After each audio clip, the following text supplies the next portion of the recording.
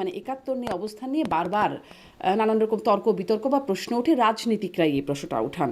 মানে এরকম আলোচনা আসে আপনারা ৪৭ থেকে ২৪-এ চলে আসতে চান, মাঝখানে ৭১টা বাদ দিয়ে দিতে চান। তো আমার কিন্তু স্পষ্ট মনে আছে যে আপনার সাথে আমার সর্বশেষ যে আলোচনা এখানে আপনার এই শোতে, সেটা ছিল ২১ ফেব্রুয়ারির আগে, ২০ ফেব্রুয়ারি রাতে। তখনও আমি এই ব্যাপারগুলো কিন্তু খোলাসা করেছি। কিন্তু তবু দেখেন, এই প্রশ্নটা করার মধ্যে কিন্তু একটা আনন্দ পাওয়া যাচ্ছে যে আমরা কি মুক্তিযুদ্ধের বিপক্ষ শক্তি কিনা, প্রশ্নগুলো করা আনন্দ হচ্ছে। পাওয়া যাক বা না যাক, প্রশ্নটা বারবার উঠছে। বাংলাদেশের তরুণরা যারা এবার গণ অভ্যুত্থান সৃষ্টি করেছে এবং গণ অভ্যুত্থান নেতৃত্ব দিয়েছে, এবং তারা বলছে যে তারা ৭১ দেখে নাই, কিন্তু এটার গর্বিত উত্তরাধিকারী। আমাদের আপনি তো এটা বলছেন নতুন এটা না একটা আমাদের উদ্দেশ্য জন্য। প্রণোদিত।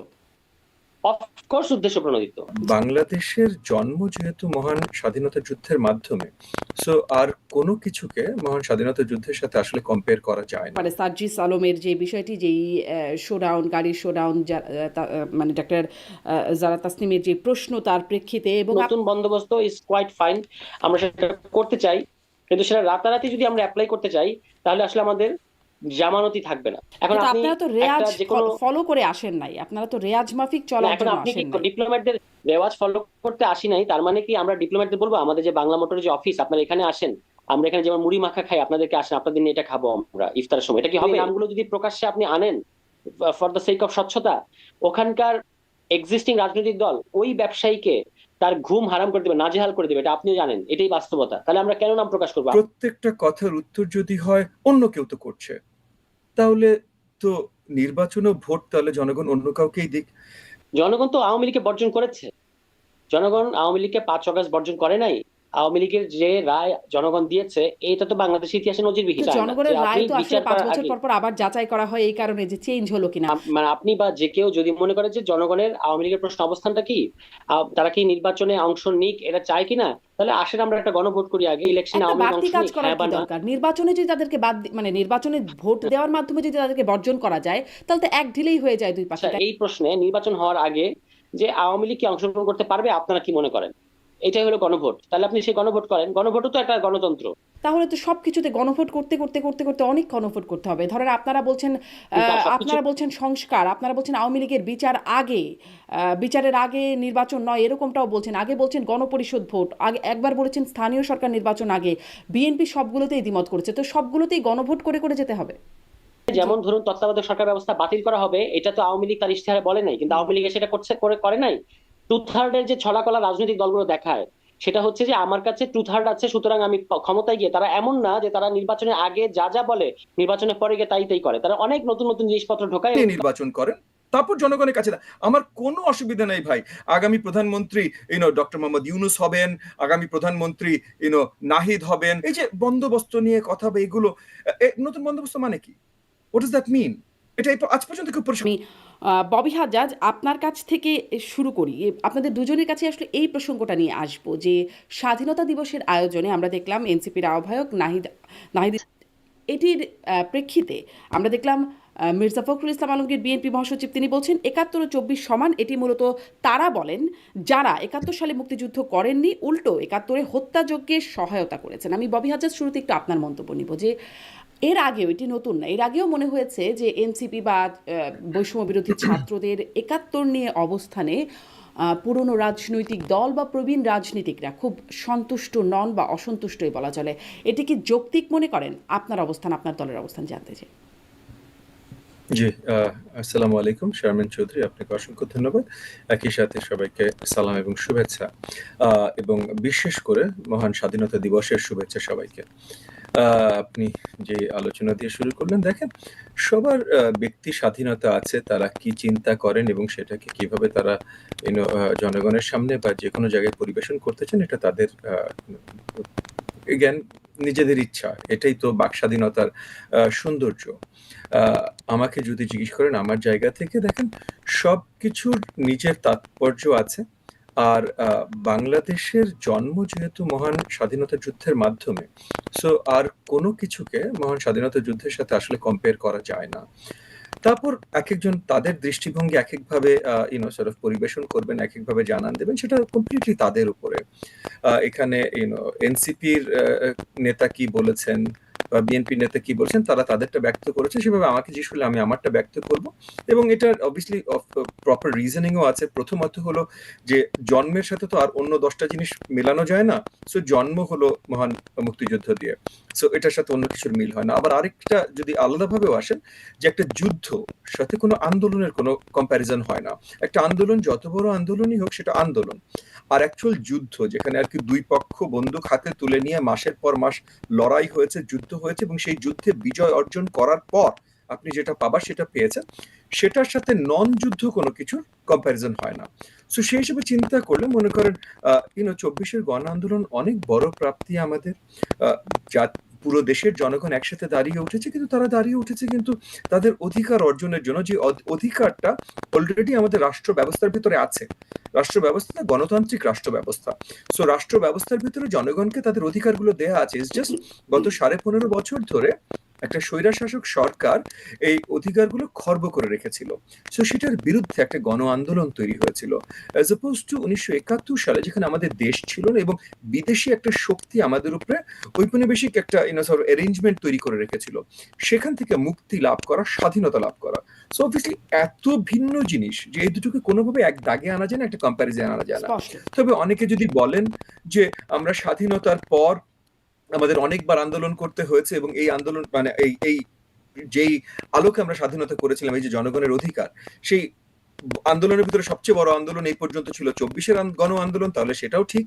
বাট দুটোর কম্প্যারিজন এমনিতেই করা উচিত না, এটা আমার ধারণা। অনেক কিন্তু ধন্যবাদ আবার ববিহার একই ভাই। সাথে আমি মানি যে সবার বাক স্বাধীনতা আছে, জি, সবাই বলতে স্পষ্ট। পারে তারা যেটা আমি চিন্তা করে। সারোয়ার তুষার, আপনাদের এই অবস্থান নিয়ে মানে 71 নিয়ে অবস্থান নিয়ে বারবার নানান রকম তর্ক বিতর্ক বা প্রশ্ন ওঠে, রাজনীতিকরাই এই প্রশ্নটা উঠান। মানে এরকম আলোচনা আসে, আপনারা 47 থেকে 24-এ চলে আসতে চান, মাঝখানে 71টা বাদ দিয়ে দিতে চান, বা নাহিদ ইসলামের যে বক্তব্য আমি বলছিলাম এবং মির্জা ফখরুল ইসলাম আলমগীরের তার একরকম তার প্রেক্ষিতেই বলা চলে, বা তার বিপরীতে একটা বক্তব্য যেটা আমরা দেখলাম। কেন আপনাদের অবস্থান নিয়ে বারবার প্রশ্ন ওঠে? জি, আপনাকে ধন্যবাদ এবং মহান স্বাধীনতা দিবসের শুভেচ্ছা জানাচ্ছি, এবং আমার সহালোচক ববি ভাই, তাকেও শুভেচ্ছা জানাই। আমাদেরকে নিয়ে বারবার এই প্রশ্নটা ওঠে কারণ বাংলাদেশে আওয়ামী লীগ সরকার গত 15 বছর মুক্তিযুদ্ধকে যেভাবে এক্সপ্লয়েট করেছে, মুক্তিযুদ্ধের চেতনাকে, এখন নতুন করে অনেকে এই চর্চাটা বজায় রাখতে চাচ্ছে যে মুক্তিযুদ্ধের পক্ষের শক্তি এবং বিপক্ষের শক্তি। আপনি কি মুক্তিযুদ্ধের বিপক্ষের শক্তি নাকি আপনি পক্ষের শক্তি? এই বাইনারিটা একটা খুবই মানে মজার রাজনীতি আর কি। মানে এটা এটা করার মধ্যে দিয়ে সারাক্ষণ একটা অন্যরকম বিতর্ক তৈরি করা যায়। এখন আওয়ামী লীগ যেহেতু নাই, অন্য অনেক রাজনৈতিক দল এবং অন্য অনেক ধরনের শক্তি তারা এখন ওই জায়গাটা নেওয়ার চেষ্টা করছে এবং সারাক্ষণ অন্য আরেকটা পক্ষকে স্বাধীনতার বিপক্ষ শক্তি কিনা, আপনারা কি মুক্তিযুদ্ধকে স্বীকার করেন কিনা, এই ধরনের পরীক্ষায় কাঠগড়ায় ফেলতে চাইছে। এটা খুবই দুঃখজনক কারণ এটা সবচেয়ে বড় ভিকটিম কিন্তু গত 15 বছরে বিএনপি। আপনি খেয়াল করেছেন যে বিএনপি কে আওয়ামী লীগ সবসময় বিএনপি হাইফেন জামাত এভাবে প্রচার করেছে, এবং একটা সময় এটা প্রচারণা এরকম ছিল যে জামাত বিএনপি, বিএনপি জামাতও না, মানে জামাত বিএনপি, এইভাবে এইভাবে একসাথে মিলিয়ে বলা। এখন আনফরচুনেটলি বিএনপির মহাসচিব সহ বিএনপির অনেক শীর্ষস্থানীয় নেতার মধ্যে ওই রকম টোনই আমরা পাই যে যারাই 24-কে নিয়ে কথা বলবে, যারাই 24-এর গণ অভ্যুত্থানের এটার আকাঙ্ক্ষাটা কেন এসছে, 24-এর গণ অভ্যুত্থানটা কেন করতে হয়েছে, প্রেক্ষাপটটা হাজির করতে গিয়ে যারা 71-এর সাথে এটাকে ধারাবাহিকতা হিসেবে দেখাবে। মানে এটার মানে তো এই না যে 71 এবং 24 সমান, বলা হচ্ছে যে 71-এর আদর্শের ভিত্তিতেই 24 ঘটেছে, এবং 71-এর মুক্তিযুদ্ধে আমরা যে সকল কারণে আমরা 71-এর মুক্তিযুদ্ধ করেছিলাম এবং পরবর্তীতে আওয়ামী লীগ সহ, বিশেষত আওয়ামী লীগ সহ অন্যান্য রাজনৈতিক দলের কারণে আমরা সেখানে পৌঁছাতে পারি নাই জনগণ হিসেবে কিংবা রাজনৈতিক জনগোষ্ঠী হিসেবে। এখন আমাদের সামনে 24 আরেকটা ঐতিহাসিক মুহূর্ত হিসেবে হাজির, যেখানে আমরা ওই আদর্শগুলোকে সাথে পাশাপাশি 24-এর প্রেক্ষাপটকে মিলিয়ে একটা নতুন বাংলাদেশের কথা ভাবতে পারি। এর মানে এই না যে আপনি আপনার আগের সমস্ত কিছু মুছে দিচ্ছেন, এটা আমরা বারবার আমাদের জায়গা থেকে পরিষ্কার করেছি, কিন্তু বারবার আমাদেরকে এই কাঠগড়ায় দাঁড় করানোর চেষ্টা করা হচ্ছে কারণ আমরা বুঝতে পারি যে এইটার মধ্যে একটা চটকদারিত্ব আছে। যে আপনি প্রমাণ করেন যে আপনি মুক্তিযুদ্ধের পক্ষে, আপনি কি মুক্তিযুদ্ধ স্বীকার করেন? যেমন আপনার প্রশ্নটার মধ্যে কিন্তু এই ব্যাপারটা আছে, আপনারা 47 বলেন, আপনারা 24 বলেন, আপনারা 71 কেন বলেন না? অথচ আমার কিন্তু স্পষ্ট মনে আছে যে আপনার সাথে আমার সর্বশেষ যে আলোচনা এখানে আপনার এই শোতে, সেটা ছিল 21 ফেব্রুয়ারির আগে, 20 ফেব্রুয়ারি রাতে। তখনও আমি এই ব্যাপারগুলো কিন্তু খোলাসা করেছি, কিন্তু তবু দেখেন এই প্রশ্নটা করার মধ্যে কিন্তু একটা আনন্দ পাওয়া যাচ্ছে যে আমরা কি মুক্তিযুদ্ধের বিপক্ষ শক্তি কিনা। এই কারণে প্রশ্নটা করার বারবার এই মধ্যে প্রশ্নগুলো করা আনন্দ হচ্ছে। পাওয়া যাক বা না যাক, প্রশ্নটা বারবার উঠছে। বারবার আপনাদের 71-এর মানে আপনাদের 71-কে নিয়ে আপনারা কি ভাবেন, আপনারা আসলে ধারণ করেন কিনা, এই বিষয়টা প্রশ্ন উঠছে বলেই এই প্রশ্নটা আপনার কাছে করা, যে আচ্ছা, কেন আমাকে আপনাদের। একটু আপনাকে একটু না না, আমি একটু আপনাকে জানতে চাই যে 71কে আমরা ধারণ করি কিনা, এই প্রশ্নটা কেন উঠবে? বাংলাদেশের তরুণরা যারা এবার গণ অভ্যুত্থান সৃষ্টি করেছে এবং গণ অভ্যুত্থান নেতৃত্ব দিয়েছে, এবং তারা বলছে যে তারা 71 দেখে নাই, কিন্তু এটার গর্বিত উত্তরাধিকার, এবং তারা 24 দেখেছে এবং তারা এই 24-এর ইতিহাসের অংশ। তাদেরকে নিয়ে কেন এই প্রশ্নটা উঠবে বলেন তো? এই প্রশ্নটা কি নিরীহ, নাকি এই প্রশ্নের কোনো রাজনীতি আছে? এটা না, কি মানে এই প্রশ্নের তো একটা রাজনীতি আছে নিশ্চয়ই, তাই না?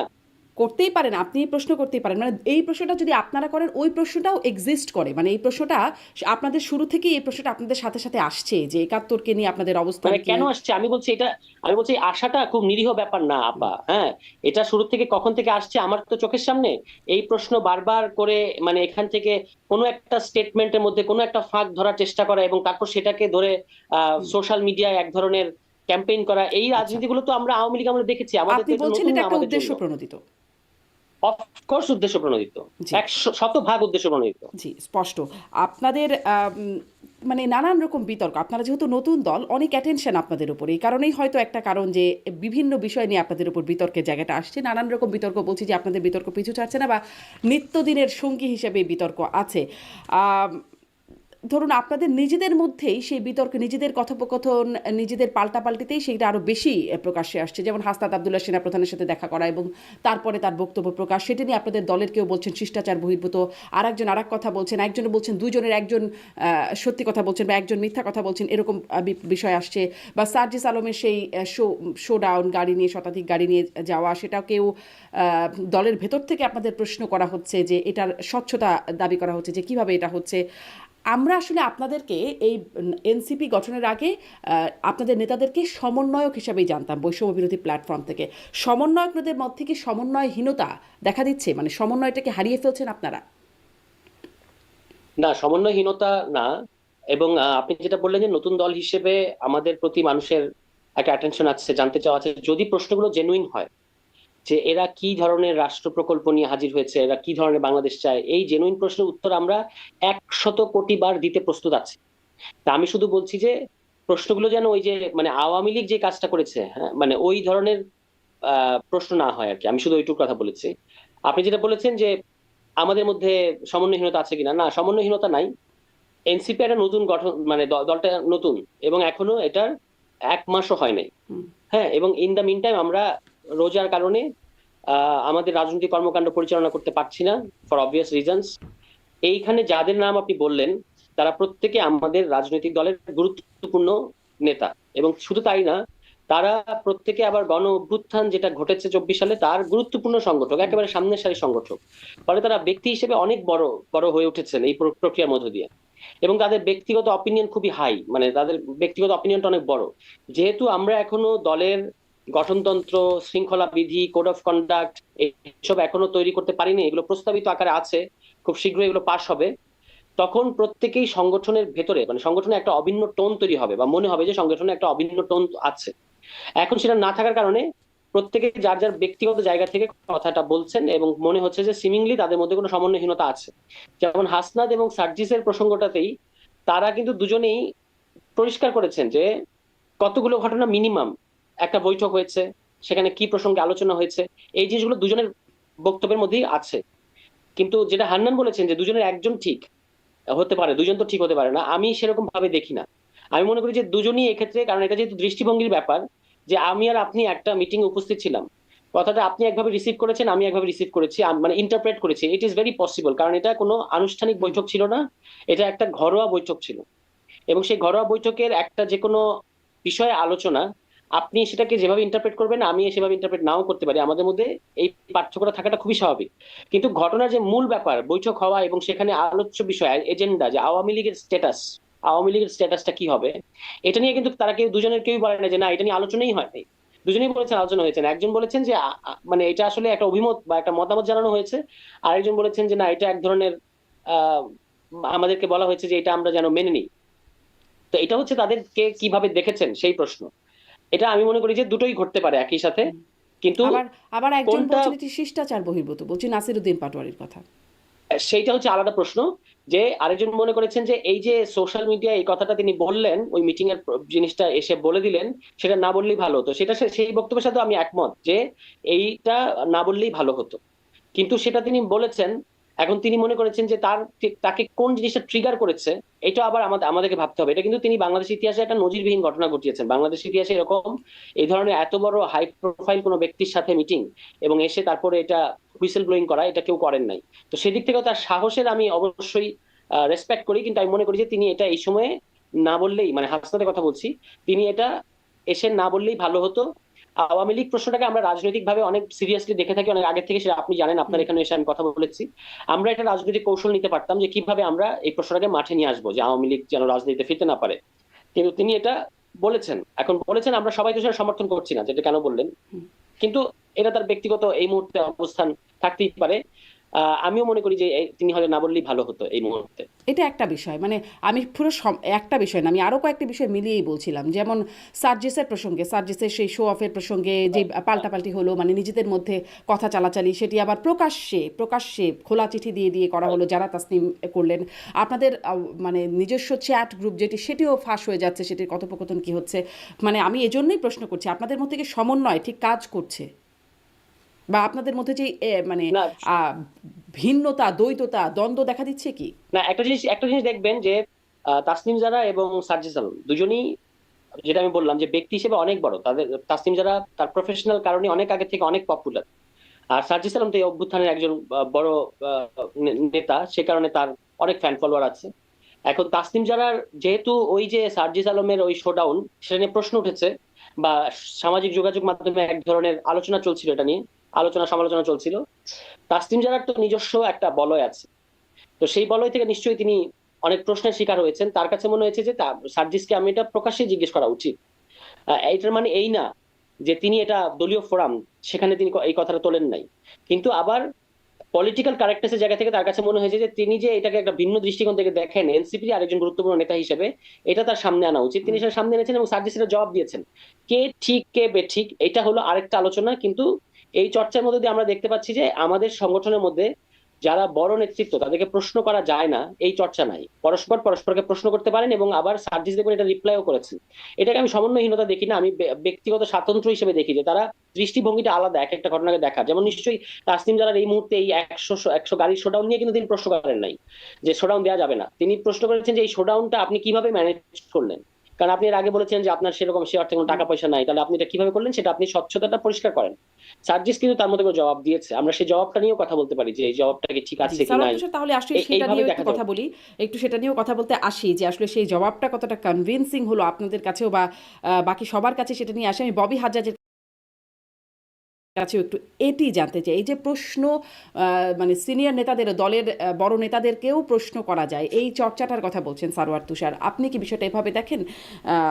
মানে তাদের মধ্যে যেই পাল্টাপাল্টি প্রশ্ন, প্রশ্ন উত্তর, বা একজন আরেকজনকে সম্পর্কে শিষ্টাচার বহির্ভূত এই ধরনের বক্তব্য আসা, আপনি এই বিষয়টাকে আসলে কিভাবে দেখছেন? আপনারা এই দলটির প্রতি শুভ কামনা জানিয়ে শুরু করেছিলেন, এক মাসের মধ্যে এই বিষয়গুলো হলো বলে আমি বলছি। আপনার মানে কি মনে হয়, এই দলটি কি সঠিক পথে আগাতে পারছে? আপনারা সিনিয়র রাজনীতিক হিসাবে নতুনদের উদ্দেশ্যে কি মনে হয়, যে নতুন রাজনৈতিক বন্দোবস্তের যে কথাটা বলা হয়েছিল, সেই রকম একটা বিষয়কে দেখতে পাচ্ছেন? আচ্ছা, আপনাকে অসংখ্য ধন্যবাদ। সারওয়ার তুষার বা যাদের নাম এতক্ষণ বলছিলেন, আপনার সার্জিস আলম, বা এরা সবাই আমাদের অনেক স্নেহভাজন, এবং এরা সবাই অনেক কাজ করেছে তাদের এই তরুণ বয়সে। ইতিমধ্যে তারা অনেক অবদান রেখেছে। স্পেশালি আমরা যদি খুব স্পেসিফিক ভাবে বলি, জুলাইয়ের গণ আন্দোলনে তারা অনেক বড় অবদান রেখেছে, এবং তারপর থেকেও তারা কাজ করে যেতে চেষ্টা করছে। ভুল ত্রুটি মানে মানুষ মাত্রই ভুল ত্রুটি হবে, তাদেরও হয়তো ভুল ত্রুটি হচ্ছে, হয়তো কম হচ্ছে, বেশি হচ্ছে। যত বেশি আপনি লাইমলাইটে থাকবেন, তত আপনার ভুল ত্রুটিগুলো আরো বেশি ধরা পড়বে। যত আপনি বড় দায়িত্ব নেবেন, তত ভুল ত্রুটি হওয়ার সম্ভাবনা বেড়ে যায়। তাদের জন্য হয়তো ভিন্ন কিছু না। এবং সেই হিসেবে আমি বলবো, তাদের দলের ভিতরে কি হচ্ছে এটা তাদের ভেতরের ব্যাপার। তবে তাদের যেহেতু নতুন দল, মানে তারা মাত্র পথ চলা শুরু করেছে, মাসখানেক হলো, এবং তার আগের ৩-৪ মাস ধরে তারা বলেছে যেভাবে তারা পথ চলা শুরু করবে। সো এই পথ চলার শুরুতে তারা কিছু দূর হোঁচট খাবে, এটাই স্বাভাবিক, সবাই খায়। এই ভুল ত্রুটিগুলোর ভিতরে হয়তো এগেন আমি তাদেরকে, আমি প্রথমে কথাটা দিয়ে শুরু করলাম যে ইনক্লুডিং সারওয়ার তুষার, তারা সবাই আমার স্পেসিফিকলি আমি পার্সোনালি কথা বলে আমার অনেক স্নেহভাজন, এবং সেই হিসেবেই বলছি যে তাদেরকে সমালোচনা বা নিন্দা করে না, তবে আগামীতে যেন তারা আরো ভালো করতে পারেন। কারণ আমি পার্সোনালি দেখতে চাই, এবং আমার মনে হয় এদেশের অনেকেই দেখতে চায় তারা ভালো করুক। এই দলে থেকেই ভালো করবে, আগামীতে এই দলটাই সবচেয়ে বড় দল হবে, তারা নিজেরা আরো হবে না বা কিছু, এটা কিন্তু না। মানে মনে করেন সবসময় যে কোনো যারাই প্রবীণ রাজনীতিতে আছেন তারা সবাই দেখবেন যে হয়তো লম্বা বা পুরোটা রাজনৈতিক জীবন এক দলে কাটাতে পারেনি, সো তাদেরও অনেক ভিন্নতর হতে পারে। তবে দলীয় রাজনীতির কিছু আহ, যেটা আমরা ধারাবাহিকভাবে দেখে এসেছি, শুধু বাংলাদেশের রাজনীতিতে না, বাংলাদেশের রাজনীতিতে অনেক ভুল ত্রুটি হয়েছে। কিন্তু অন্য সব দেশগুলোতে দলীয় রাজনীতি যেটা হয়ে থাকে যে দলকে কিছু দূর জনগণের কাছে অ্যাকাউন্টেবল হতে হয়। দলের ভেতরে দল কর্মীদের কাছে কতখানি অ্যাকাউন্টেবল, বা দলের নেতৃবৃন্দ, দলের অন্য নেতৃবৃন্দের কাছে কতখানি অ্যাকাউন্টেবল, এটা বেশিরভাগ জায়গায় ইন্টারনালি থাকে, এটা এক্সটার্নাল নলেজ ইউজুয়ালি হয় না। কিন্তু দলকে জনগণের কাছে অ্যাকাউন্টেবল হতে হয়, যেমন রাজনৈতিক দল, সো জনসম্পৃক্ত হতে হয়। সেই জায়গা থেকে হয়তো এনসিপি আরো বেটার সার্ভড হবে যদি তারা যখনই কিছু সামনে চলে আসে সেটা দলগতভাবে তারা জনগণের কাছে তাদের পজিশনটা ক্লিয়ার করে। যেমন গত কয়েকদিন ধরে যে বড় দাগে আলোচনা শুরু হয়েছে, এবং এখানে এনসিপির সাথে দুই একটা রাজনৈতিক দলও এই আলোচনার সাথে সম্পৃক্ত হয়েছে, যে আপনার দেশ যখন অ্যাকচুয়ালি খুবই নাজুক একটা অবস্থায় অনেকভাবে, কি কি এটার বড় তর্ক বা আলোচনার এখন প্রয়োজন নেই, বাট দেশ একটা নাজুক অবস্থা, এটা আমরা সবাই জানি বুঝি, এবং কিছু দূর মানা উচিত। কারণ না মানলে এটা আবার পেরিয়ে কিভাবে আসবো সেটার সলিউশন গুলো আমরা আসতে পারি না। সো দেশ যখন নাজুক অবস্থায়, দেশের অল্প যে কয়েকটা ইনস্টিটিউশন শক্তভাবে কাজ করছে এবং ধরে রাখতে চেষ্টা করছে দেশের অবস্থান, সেই ইনস্টিটিউশন গুলোকে তখন প্রশ্নবিদ্ধ করা খুবই বড় ভুল। এবং যাদের অভিজ্ঞতা বা জ্ঞান বেশি তাদের জন্য এটা ভুল না, তাদের জন্য এটা ক্রিমিনাল অফেন্স আমি ধরি। সো এগেন, সবার অভিজ্ঞতা সেম হবে না, সো যাদের অভিজ্ঞতা কম তাদের জন্য আমি ভুল হিসেবে ধরতেই পারি, কিন্তু যাদের অভিজ্ঞতা বেশি, জ্ঞান বেশি, তাদের আমি ক্রিমিনাল অফেন্স হিসেবে জিনিসটা দেখবো। সো সেখানে আমি যেটা বলছিলাম যে এনসিপির কিছু নেতৃবৃন্দ থেকে যেমন এই ইনস্টিটিউশন গুলোকে প্রশ্নবিদ্ধ করার কিছু আওয়াজ উঠেছে, তারা তরুণ। দুই একটা রাজনৈতিক দল সেটাতে বাতাস দিয়েছে, তারা তরুণ না, তারা এনসিপিও রাজনৈতিক দল, বাট তারা তরুণ, মানে নতুন দল, এবং দলের নেতৃবৃন্দ তারা তরুণ। তো সেই হিসেবে আমি বলছি অন্য রাজনৈতিক নেতৃবৃন্দ যারা বাতাস দিয়েছে তাদেরকে আমি বেসিক্যালি মানে এটা ক্রিমিনাল অফেন্স হিসেবে আমি আখ্যায়িত করতে চাই। কারা মানে বাতাস দিল? ক্রিমিনালের যারাই দিয়েছে তাদেরকে এখন নিউজ মিডিয়ামে দেখলেই বুঝবেন। আমরা সবাই দেখেন, আমরা অনেক বছর আওয়ামী ফ্যাসিস্ট মানে বিরোধী আমরা কি রাজনীতি এটা জানতে, করেছি। মানে এটা কি জানা উচিত না যে কারা আসলে এখানে বাতাসটা দিচ্ছে?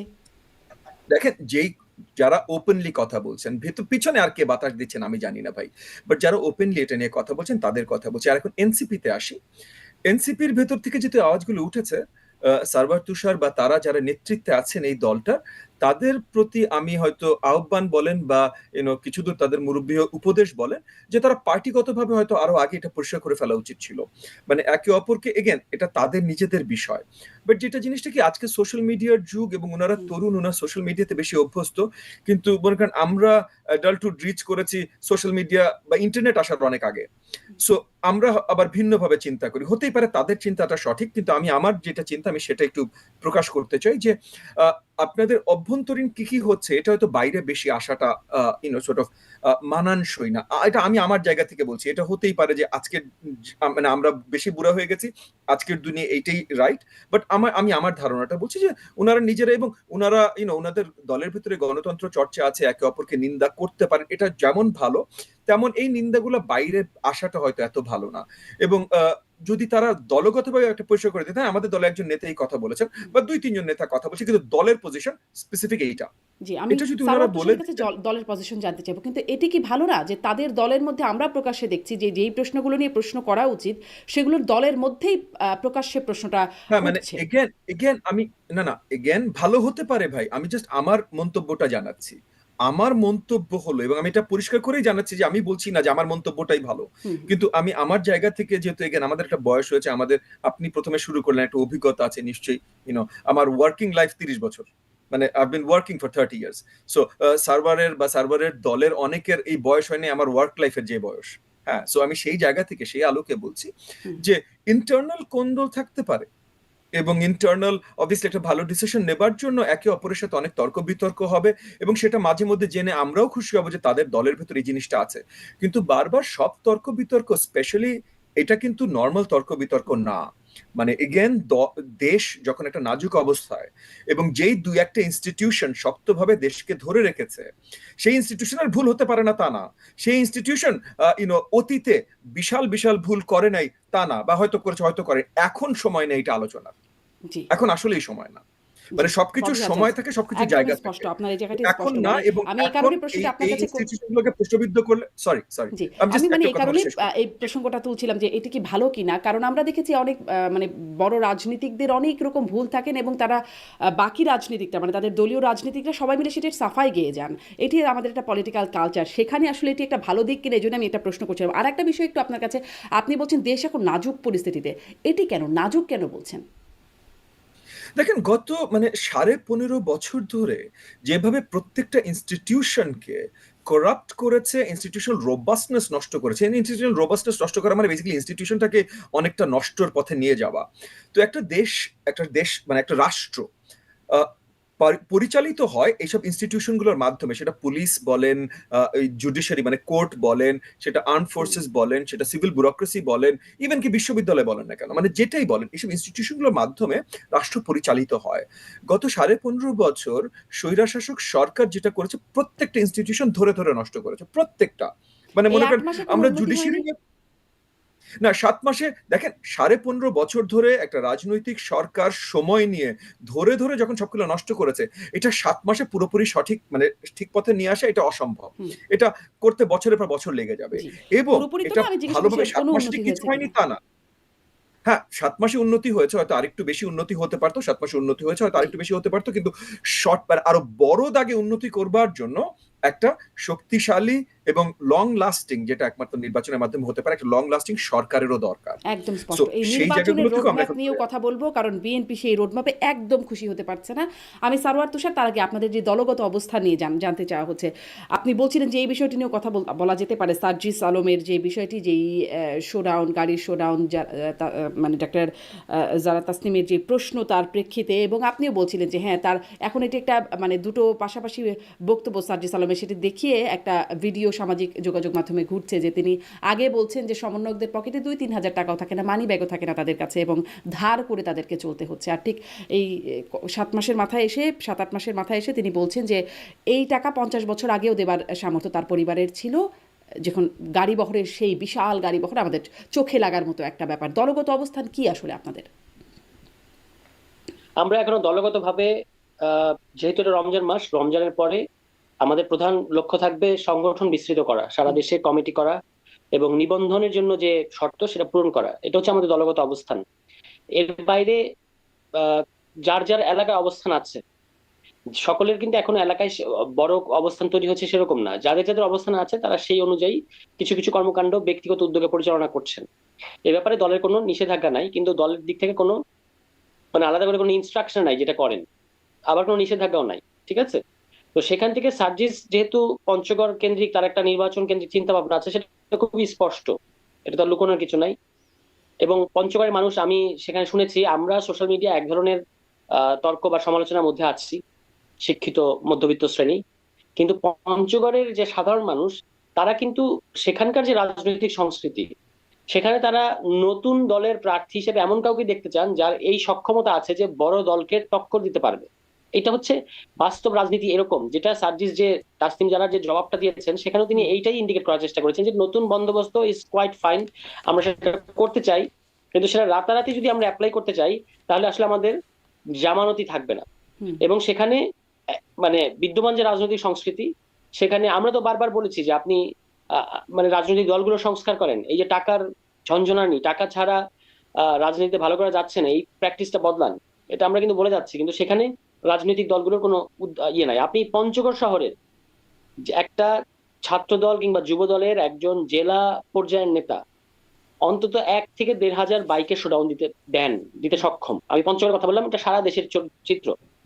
সেখানে একটা নতুন দলের শীর্ষ 3 থেকে 4 জনের একজন হয়ে সার্জিস যদি সেটা না করেন, তার কাছে মনে হয়েছে, আমি সেটাকে সমর্থন করছি কিনা সেটা আলাদা প্রশ্ন, তার কাছে মনে হচ্ছে তিনি যদি না করতে পারেন তাহলে তাকে সমীহ আদায় বলতে যেটা বোঝায় নতুন দলের ব্যাপারে তার স্থানীয় যারা সম্ভাব্য ভোটার, সেই সমীহ আদায় তিনি করতে পারবেন না। এই জন্যই তিনি এই বড় শোডাউনটা করেছেন এবং সেখানে তিনি পরিষ্কার বলেছেন, এবং আমি অর্ধেক কনভিন্সড যে অর্ধেক কনভিন্সড কেন, যে তিনি বলেছেন 100 গাড়ির শোডাউনের মধ্যে অন্তত 50টি গাড়ি তার শুভাকাঙ্ক্ষীরা বিভিন্নভাবে তার সাথে এসে জয়েন করেছেন।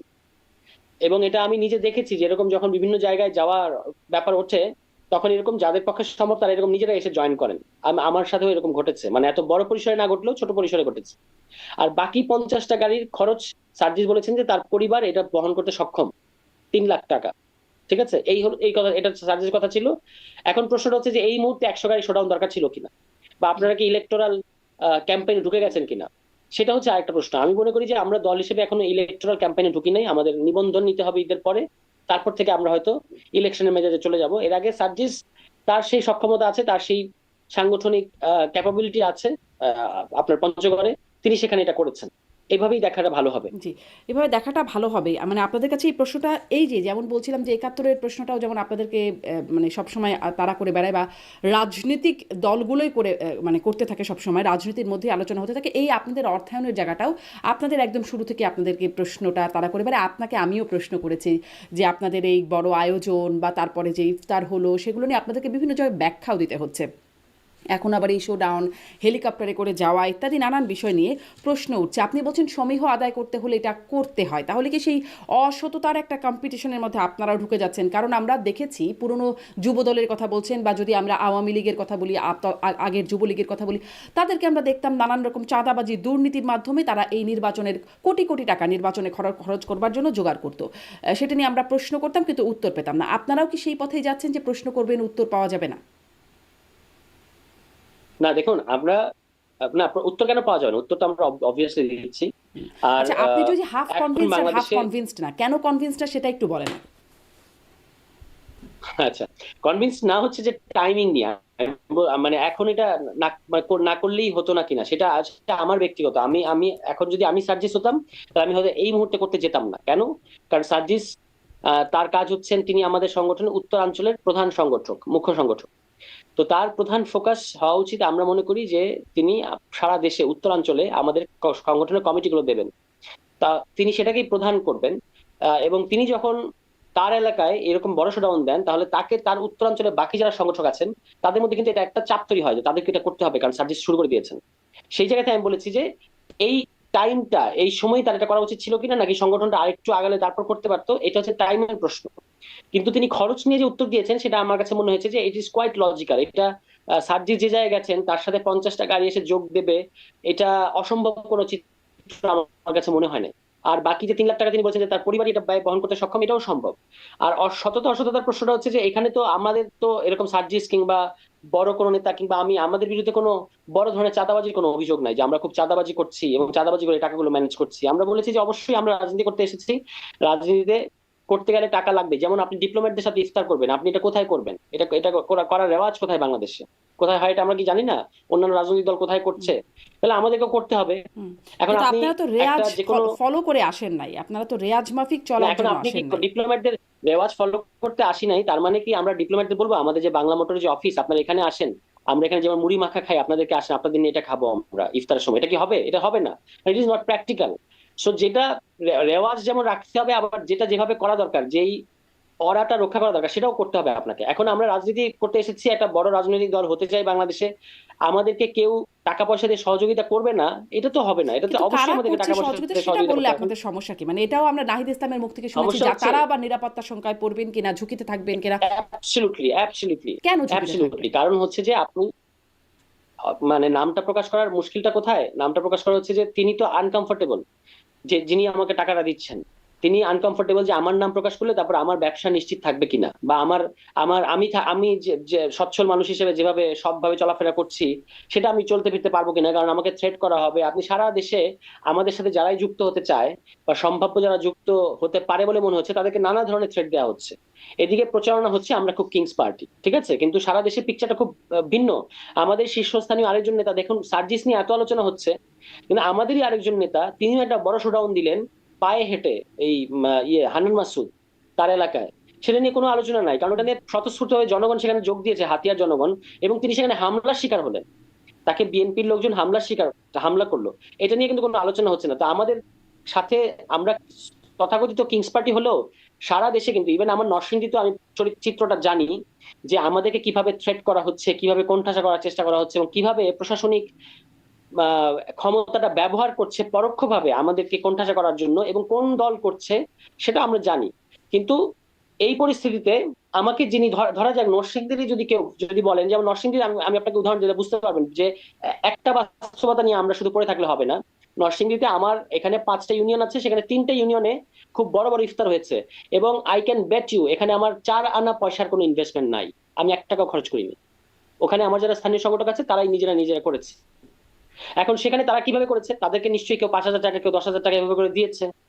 এখন সেই নামগুলো যদি প্রকাশ্যে আসে, তারা ঘোড়াশাল ওখানকারই ক্ষুদ্র থেকে মাঝারি ধরনের ব্যবসায়ী ধরেন, তারা যদি, এবং তারা একটা ভালো রাজনীতির পক্ষে থাকতে চায়, সেই নামগুলো যদি এখন ঘোড়াশালের মতো জায়গায়, নরসিংদীর মতো জায়গায় যদি এই নামগুলো যদি প্রকাশ্যে আপনি আনেন ফর দ্য সেক অফ স্বচ্ছতা, ওখানকার এক্সিস্টিং রাজনৈতিক দল ওই ব্যবসায়ীকে তার ঘুম হারাম করে দেবে, নাজেহাল করে দেবে, এটা আপনিও জানেন, এটাই বাস্তবতা। তাহলে আমরা কেন নাম প্রকাশ করবো? আপনি তাহলে বলেন সবগুলো রাজনৈতিক দলকে তাদের কারা ডোনার সেই নাম প্রকাশ করবে। যদি সবাই করে তাহলে আমরাও করবো। হুম। ব্যাপারটা তো সিম্পল। জি, আমি একটু এই প্রসঙ্গে ববি হাজাজের কাছে জানতে চাইবো, মানে তাহলে আবারও সেই প্রশ্ন, যেটি অবশ্য সার্জিস আলমই বলছেন, নতুন বন্দোবস্তের রাজনীতি করলে আপনাদের 95 ভাগের জামানত বাজেয়াপ্ত হবে, মানে আমরা তাহলে নতুন কিছুই এখন দেখতে পারবো বলে আশা করার জায়গা নাই? ববি হাজাজ, আপনার কাছ থেকে একটু শুনি এই প্রশ্নটা, আমি সারোয়ার তুষারের কাছে আবারও আসবো। আপনি এই অবস্থানগুলোকে এবং এই ব্যাখ্যাগুলোকে কিভাবে দেখছেন? আহ, মাঝে মধ্যে আসলে সবার একসাথে মুখোমুখি করাটা হয়তো ঠিক না। মানে তারা তরুণ, তারা কিন্তু যখন দায়িত্ব নেবেন, এগেন মনে করেন, আমি জাস্ট ছোট্ট একটা এক্সাম্পল দিয়ে বলি যে নতুন আপনি ডাক্তারি পাশ করেছেন, তারপর আপনি সার্জারিতে গেলেন। তো দায়িত্ব নিয়ে যখন সার্জারি শুরু করবেন, তখন সার্জারিতে যদি ভুল হয়, আপনি নতুন কি পুরাতন এইটা কেউ আর দেখবে না। তখন দেখবে আপনার সার্জারিতে ভুল হয়েছে, রোগী মারা গেছে বা সাফার করেছে। তো সেই জায়গা থেকে আমি আমি আহ্বান জানাবো এনসিপির সকল নেতৃবৃন্দকে, যে তারা যেন আরেকটু আহ, বিচক্ষণতা দেখায় তাদের প্রত্যেকটা অ্যাক্টিভিটিতে। দেখেন, কোনো কিছুর উত্তর এটা হতে পারে, হওয়া উচিত না, হতে পারে না, হতেই পারে, বাট হওয়া উচিত না যে অন্য কেউ করে। সবাই করলে আমি করব, তাহলে তো এই কথা আসে যে জনগণের ভোট সবাইকে দিলে আমাকেও দিবে। তো এই ভোটটা তো এইভাবে হয় না। আহ, আপনারা যদি নতুন স্বপ্ন দেখান, বা যে কোনো কেউ যদি নতুন স্বপ্ন দেখায়, তাহলে সেই নতুন স্বপ্ন বাস্তবায়নের মতো কাজ দেখানোটা প্রয়োজন। আহ, যেই কথাগুলো শুরু করলেন, যে কাজগুলো হয়েছে, এটার ব্যাখ্যাগুলো আসলে আর একটু ভালোভাবে দিতে পারলে ভালো হতো। প্রত্যেকটা কথার উত্তর যদি হয় অন্য কেউ তো করছে, তাহলে তো নির্বাচনও ভোট তাহলে জনগণ অন্য কাউকেই দিক। মানে মনে করেন আমার দল নিয়ে যদি আপনি আমাকে প্রশ্ন করেন, তাহলে আমার উত্তর দিতে পারাটা উচিত।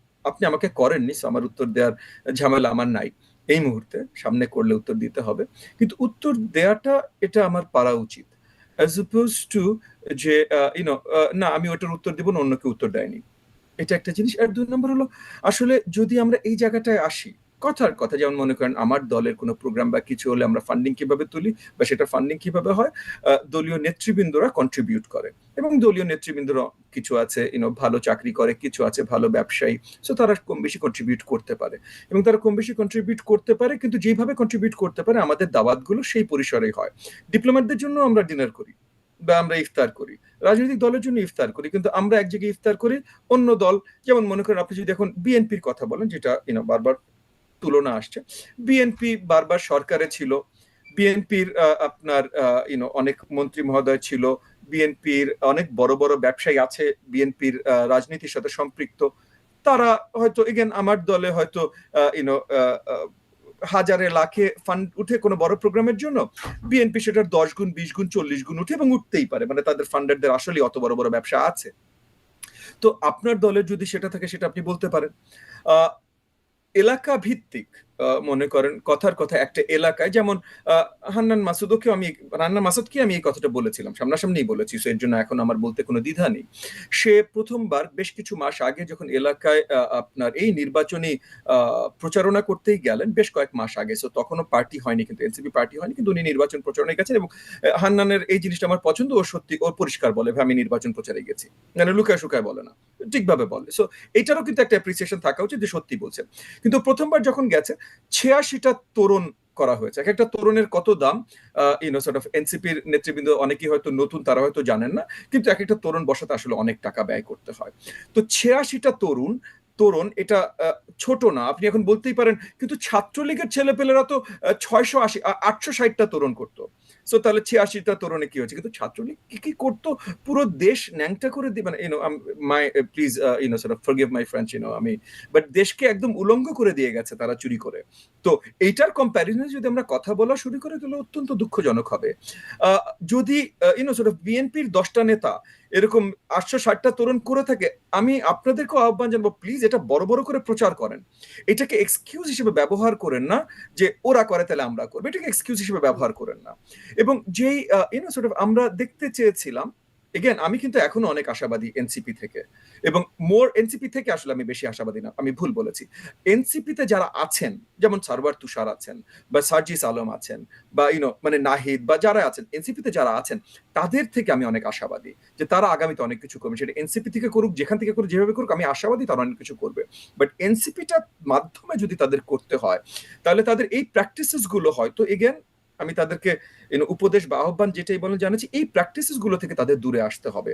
সো নট যে, কারণ দেখেন ঢাকা শহরে, আমি আমার জায়গা থেকে বলছি, এগেন এটা অনেকভাবে প্রশ্নবিদ্ধ হতে পারে, বাট যেহেতু আমাদেরও বন্ধু বান্ধব অনেক আছে, বড় বড় ব্যবসায়ী, বা অনেক সময় অনেক জায়গায় আমরা আলোচনায় বসি, গল্পে বসি, ইফতারের গল্প হোক, ডিনারের গল্প হোক, গল্পে বসি, এরকম গল্প বসে আমি লোকজনের কাছে শুনেছি যে তাদের কাছে তাদের পরিচিত, কারণ ঢাকা শহর তো ছোট ভাই, উপরের মহলে সবাই সবার পরিচিত, সো তাদের পরিচিত কিছু উপদেষ্টা মন্ডলীর সদস্য তাদেরকে রিকোয়েস্টও করেছেন এনসিপি কে সহযোগিতা করবার জন্য, ব্যবসায়িক মহলের লোকজন তাদেরকে রিকোয়েস্ট করেছেন।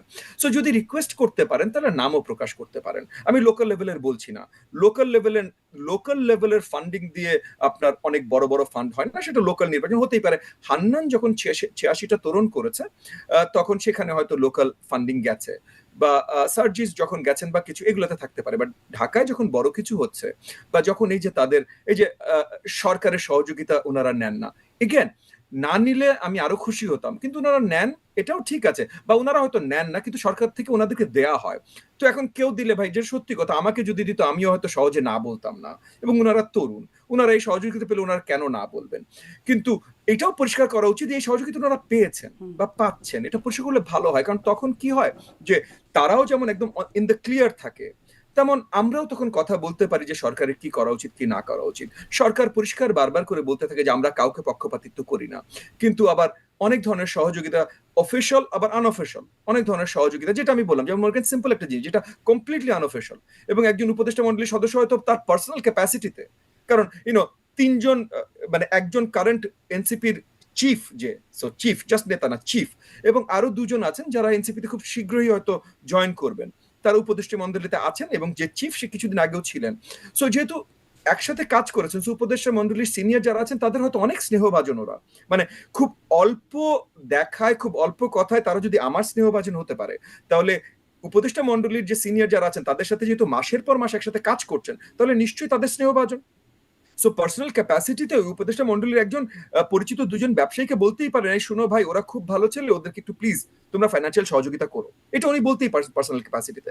প্রবলেম যেটা হয়ে যায় যে একটা মন্ত্রী যখন কথা বলে, তখন সে পার্সোনাল ক্যাপাসিটি তার যাই হোক না কেন, প্রথম পরিচয়টা আসে মন্ত্রী, এবং সেই জায়গা থেকে হয়তো উল্টো সাইডে যখন কেউ বলে যে সরকারের সহযোগিতা আছে, তখন সেটা তো আছে।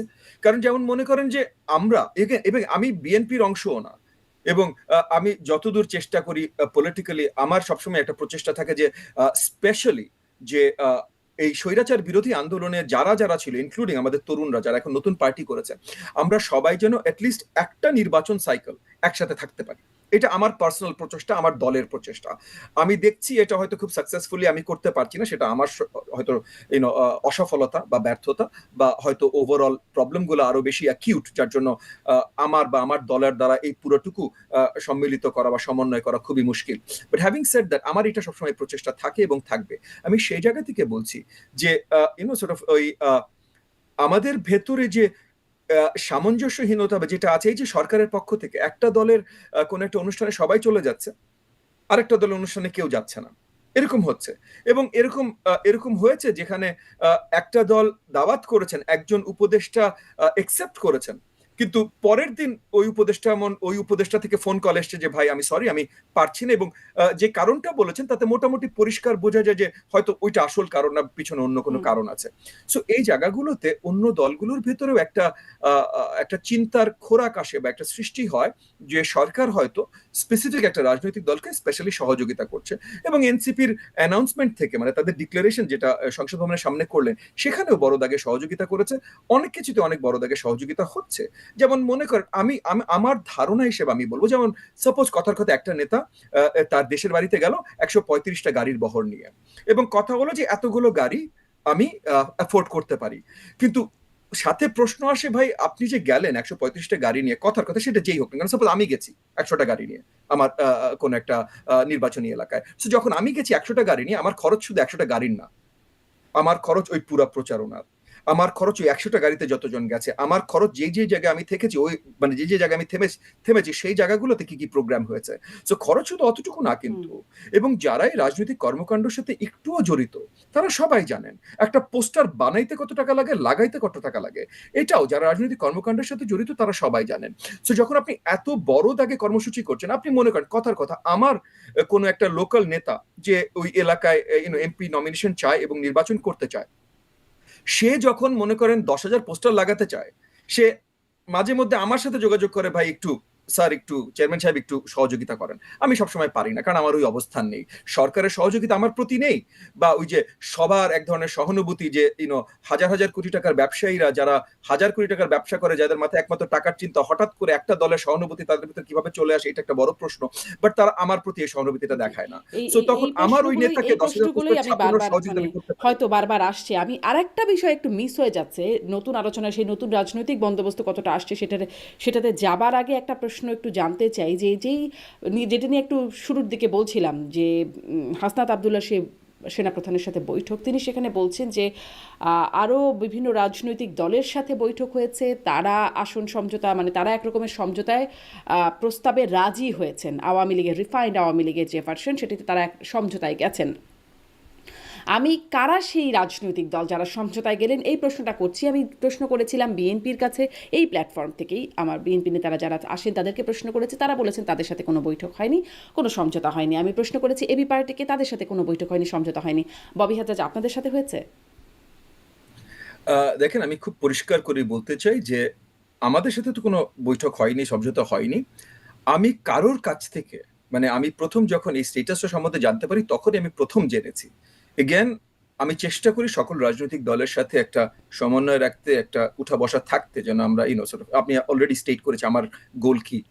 সো সেই আঙ্গিকে আমি কারোর কাছ থেকে এরকম আভাসও পাইনি যে বসেছেন বা এই ধরনের আলোচনা হয়েছে। সো এমন হতেই পারে যে আমি প্রথম আওয়ামী লীগকে নিষিদ্ধ করার জন্য আইসিটিতে এবং হাইকোর্টে মামলা করেছি। সো এটা হয়তো সবাই জানেন, তার জন্য হয়তো এই আলোচনা আমার সাথে করেনি, আমি জানি না। বাট আমি কখনো আভাসও পাইনি হুম। যে এই ধরনের আলোচনা কারোর সাথে হয়েছে। একই সাথে এই ধরনের একটা কথা বলার সময় হয়তো একটু পরিষ্কার, যদি ওই ইনফরমেশনটা, যেমন মনে করেন আমি আপনাকে বলেছি যে কিছু রাজনৈতিক দল আছে যারা এই ইনস্টিটিউশনের বিরুদ্ধে কথা বলেছে, যখন এনসিপির দু একটা নেতা বলেছে, একই সাথে আওয়াজ মিলে হয়তো তাদের থেকে আরো জোরদার ভাবে বলেছে। এইটা আপনি এখন গুগল করলে বের হয়ে যাবে কে কে বলেছে, যার জন্য আমি এই নামগুলো না বললেও চলবে। কিন্তু যদি পাবলিক ইনফরমেশনটা না থাকে এবং আপনি এরকম একটা অ্যালিগেশন দেন, তখন আপনার উপর একটা দায়িত্ব বর্তায় যে পরিষ্কার করা, আপনি যদি জেনে থাকেন হুম। কোন কোন দল, তাহলে এটা জি। জানানো। ববি আর হাজরা, যদি না আপনাকে জেনে ধন্যবাদ। থাকেন আমি এই তাহলে প্রশ্নটা দিয়ে শুরু করি, নতুন বন্দোবস্তের জায়গাটায় আসবো। আপনার কাছেও নতুন বন্দোবস্ত দেখছেন কতটুকু, আপনাদেরও নতুন বন্দোবস্তে কিছু আছে কিনা কন্ট্রিবিউট করার আসবো। সারওয়ার তুষার, কারা সেই রাজনৈতিক দল যারা রিফাইন্ড আওয়ামী লীগের প্রস্তাবে একরকম সমঝোতায় গেছে সেনাপ্রধানের সাথে বৈঠক বা সেনানিবাসে গিয়ে বৈঠকে? এটা আমি বলতে পারবো না কারা, হাসনাতের কাছে যেহেতু বলা হয়েছে, হাসনাতি বলতে পারবেন। তবে একটা আপনাদের জিনিস সাথে এই আমি বিষয় নিয়ে দেখেছি, কথা হয় না? সেটা এত হলো গুরুত্বপূর্ণ বিষয়ে আওয়ামী লীগের বিষয়ে আপনাদের এত শক্ত অবস্থান, কারা আসলে এই সমঝোতা প্রস্তাবে রাজি হয়ে যাচ্ছে বা আপোষে যাচ্ছে সেটা আপনারা জানেন না? মানে আমরা এটা দলগতভাবে এখনো এটা নিয়ে আলোচনা করি নাই, বা এটা আলোচনা করার প্রয়োজন পড়েছে বলে আমরা মনে করি নাই। আওয়ামী লীগ নিয়ে আমাদের অবস্থান কি সেটা আমরা আলোচনা করেছি। তবে এই বৈঠক বাদেও এর আগে আওয়ামী লীগকে ভোটে আসতে দেওয়ার প্রশ্নে অনেক দলই মন্তব্য করেছে। সেগুলো আপনি যদি গুগল সার্চ করেন তাহলে আপনি দেখতে পাবেন যে হুম। আওয়ামী লীগ আসুক, জনগণ ভোটের মধ্যে দিয়ে তাদেরকে বাদ দেবে, আমরা বাদ দেওয়ার কে, এই ধরনের কথাবার্তা কিন্তু অনেক রাজনৈতিক দল হুম। বলেছে। যদিও এখন আবার সেই একই রাজনৈতিক দলগুলো তাদের সুর পাল্টে ফেলেছে, কারণ তারা জনগণের পালসটা ইতিমধ্যে বুঝতে পেরেছে।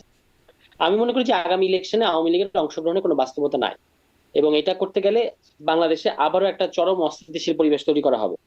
কারণ হচ্ছে যে বাংলাদেশের জনগণ 5 অগাস্টে আওয়ামী লীগের বিরুদ্ধে রায় দিয়েছে। আপনি যদি বলেন যে আবারও ইলেকশনের মধ্যে দিয়ে আওয়ামী লীগকে রায় দিয়ে প্রমাণ করতে হবে যে আমরা আওয়ামী লীগকে চাই না, এটা হবে না। তো আলোচনাটা সেখানে আমি মনে করি যে আওয়ামী লীগের প্রশ্নে আমাদের কোন কোন ক্ষেত্রে কোন কোন রাজনৈতিক দলের দৃষ্টিভঙ্গিটা হচ্ছে যে আওয়ামী লীগ আসুক, অসুবিধা কোথায়, হুম। হ্যাঁ, আমরা তো আওয়ামী লীগ তো জিতবে না। আবার কোন কোন ক্ষেত্রে তাদের হচ্ছে ঠিক কনসেপচুয়াল ক্ল্যারিটির অভাব আছে অনেক ক্ষেত্রে, যে আহ কিভাবে একটা রাজনৈতিক দলকে আমরা রাজনীতির বাইরে রাখি। কিন্তু তারা এটা বুঝতে পারছেন না যে আওয়ামী লীগকে এখন আমরা অপরাপর বিরোধী দল বা সকল রাজনৈতিক দল যেভাবে একটা ডেমোক্রেটিক ফ্রেমওয়ার্কের মধ্যে আছে, আওয়ামী লীগ সেটা নাই। আওয়ামী লীগ এখন ডেমোক্রেটিক ফ্রেমওয়ার্কের বাইরে। ফলে তার ট্রিটমেন্ট এবং অপরাপর আমরা এক্সিস্টিং যে ফ্যাসিবাদ বিরোধী যত রাজনৈতিক দল আছে তাদের ট্রিটমেন্ট একই রকম হবে না। হুম। স্যার এই তুষার, আর কি।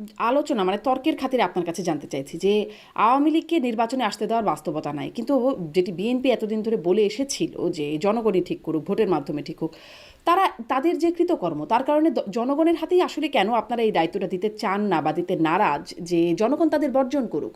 তাদের কৃতকর্মের ফল মানে কৃতকর্ম তো জনগণও জানে, তাই না? যার কারণে জনগণকে নিয়ে আপনারা অভ্যুত্থানে গেছেন এবং সফল হয়েছেন। তাহলে জনগণের হাতে এটা ছাড়তে অসুবিধাটা কোথায়? জনগণ তো আওয়ামী লীগকে বর্জন করেছে। জনগণ আওয়ামী লীগকে 5 অগাস্ট বর্জন করে নাই। আওয়ামী লীগের যে রায় জনগণ দিয়েছে এটা তো বাংলাদেশের ইতিহাসে নজিরবিহীন। হুম। বাংলাদেশে এর আগেও 90-এর রাজনৈতিক দলগুলোর ভুলের কারণে পতিত সামরিক স্বৈরাচার আবার নির্বাচনের মধ্য দিয়ে পুনর্বাসিত হয়েছে। একই জিনিস আমরা এবার চাই না, এবং বাংলাদেশের জনগণও কিন্তু চায় না যে জনগণের আপনি রায় তো আসলে বিচার ৫ করার বছর আগে। পর পর আবার যাচাই করা হয় এই কারণে যে চেঞ্জ হলো কিনা। যেমন ধরুন যখন ডক্টর ইউনূস বা যখন এই অন্তর্বর্তী সরকারটা গঠিত হলো, একদম অবিসংবাদিত মানে সকলে মিলে তুমুল মাত্রায় সমর্থন, কোথাও কোনো সমালোচনার জায়গা দেখা যায় নাই। এই ৭ মাস গড়িয়ে ৮ মাসে যেতে যাচ্ছে যখন, তখন দেখছি অনেক সমালোচনা, অনেক রাজনৈতিক দল যারা খুবই সমর্থন করেছে তারা প্রকাশ্যে নানান রকম সমালোচনা করছে এবং বিরোধিতা করছে, দ্বান্দ্বিক অবস্থানে যাচ্ছে। এরকম হয়তো সামনে যেতে যেতে আরও হয়তো বাড়তে পারে, কমতেও পারে। তো মানে রায় তো মানুষের বা দলের বা সবারই চেঞ্জও তো হয়। না, চেঞ্জ হয়, কিন্তু এমন বাস্তবতা তৈরি হয় না যে আওয়ামী লীগের ব্যাপারে বাংলাদেশের সেইটা কি জনগণের রায় আপনারাই নির্ধারণ করে দেবেন? বাংলাদেশিরা মানে বদলে গেছে। জনগণের হাতে ছাড়তে সেই ভরসাটা না, কি নাই? আচ্ছা ঠিক আছে, আপনি যদি মনে করেন মানে আপনি বা যে কেউ যদি মনে করেন যে জনগণের আওয়ামী লীগের প্রশ্ন অবস্থানটা কি, তারা কি নির্বাচনে অংশ নিক এটা চায় কিনা, তাহলে আসেন আমরা একটা গণভোট করি আগে, যে আপনি কি চান আগামী ইলেকশনে একটা আওয়ামী লীগ বাড়তি অংশ কাজ নিক, করার হ্যাঁ কি বা না? দরকার? নির্বাচনে যদি তাদেরকে মানে নির্বাচনে ভোট দেওয়ার মাধ্যমে যদি তাদেরকে বর্জন করা যায়, তাহলে তো এক ঢিলেই হয়ে যায় দুই পাখি, তাই নয় কি? না না, এটা এটা কেন সম্ভব না জানেন? কারণ সম্ভব না হচ্ছে যে আওয়ামী লীগের তো ভোটের মধ্য দিয়ে আওয়ামী লীগের পরাজয় ঘটে নাই।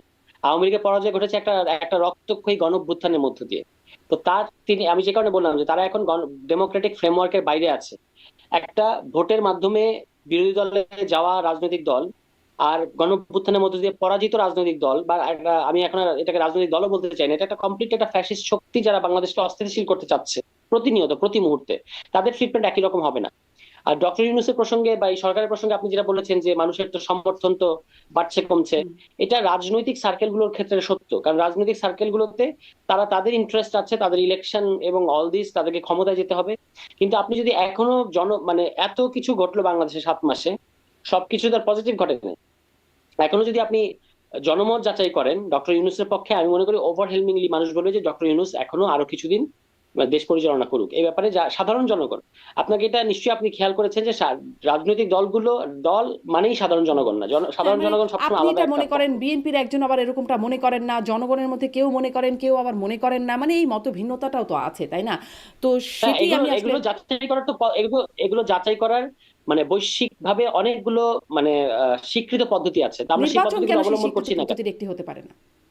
নির্বাচন তো আসবে, কিন্তু নির্বাচনের আগে এই যে যেমন একটা রাজনৈতিক ঐক্যমত যখন আপনি করতে পারছেন না, যেমন আমার একটা দল হিসেবে অবস্থান আছে যে হুম। আওয়ামী লীগকে আগামী ইলেকশনে আমরা অংশগ্রহণ করতে করুক, দল হিসেবে এটা আমরা চাই না। বিএনপি কিংবা অন্য দল যদি সেটা চায়, তাহলে তাহলে এটা এটা আপনি সর্ট আউট করবেন কিভাবে? সর্ট আউট করতে হবে, আপনাকে জনগণের কাছে বলতে হবে যে আচ্ছা, এই প্রশ্নে নির্বাচন হওয়ার আগে যে আওয়ামী লীগ কি অংশগ্রহণ করতে পারবে, আপনারা কি মনে করেন? এটাই হলো গণভোট। তাহলে আপনি সেই গণভোট করেন, গণভোটও তো একটা গণতন্ত্র এবং এবং জনমত যাচাই করার একটা পদ্ধতি। তো সেটার ক্ষেত্রে আমরা মানে আগাচ্ছি না হুম। কেন? তাহলে তো সবকিছুতে গণভোট করতে করতে করতে করতে অনেক গণভোট করতে হবে। ধরেন আপনারা বলছেন কিন্তু সবকিছু আপনারা বলছেন সংস্কার, আপনারা বলছেন আওয়ামী লীগের বিচার আগে, বিচারের আগে নির্বাচন নয় এরকমটাও বলছেন। আগে বলছেন গণপরিষদ ভোট, আগে একবার বলেছেন স্থানীয় সরকার নির্বাচন আগে। বিএনপি সবগুলোতেই দ্বিমত করেছে, তো সবগুলোতেই গণভোট করে করে যেতে হবে।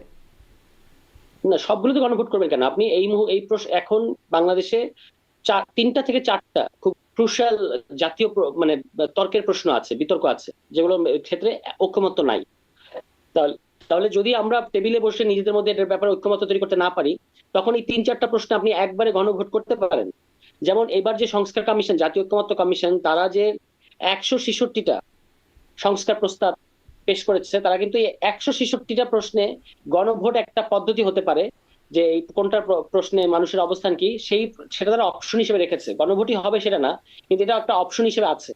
তো এরকম তিনটা চারটা প্রশ্ন তো গণভোট হতেই পারে, যে এই প্রশ্নে আপনার অবস্থান কি। এই প্রশ্নে যেমন আওয়ামী লীগ প্রশ্ন একটা, নির্বাচন কবে হবে এটা প্রশ্ন একটা, এরকম দুই তিনটা প্রশ্নে গণভোট হওয়াটা খুবই, বা সংবিধান প্রশ্ন একটা, বিএনপি চায় যে এই সংবিধানটা থাকুক এবং এই সংবিধানের অধীনে আগামী নির্বাচন হোক।